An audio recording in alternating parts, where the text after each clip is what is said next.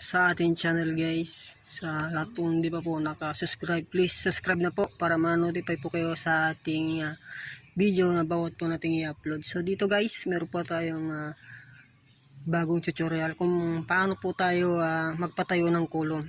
So ito yung nating kulong guys. So dito yung kanyang parilya guys ay 1 meter. Ganun din mga guys yung kanyang lalim at yung kanyang lapad. So paano pa tayo kukuha ng magpapatayo po tayo ng kulong. So dapat make sure makaiskwala po yung ating tansi. So ito yung kanyang tansi guys, gumagalaw. Ito po yung tansi at nakaiskwala po siya guys. So madali lang to. Idikit lang po natin yung itong kulong. So mag-space po tayo ng ito po ay 5 cm at ito po ay 2 cm. Saka po natin siya huhulugan.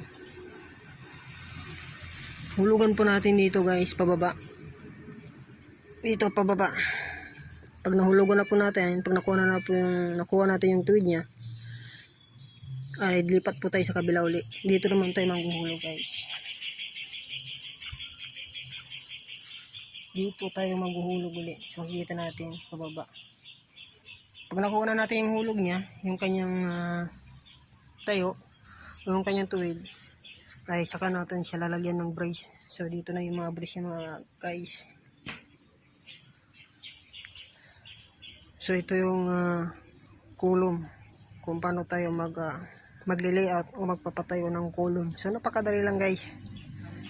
Kahit di na po natin hulugan, yung tansi saka sa tansi. So yan po yung ating kulong ngayon. Sana meron po tayong natutunan sa video ito. So please, sa mga hindi pa po nakapag-subscribe, subscribe na po kayo mga guys. Maraming salamat guys.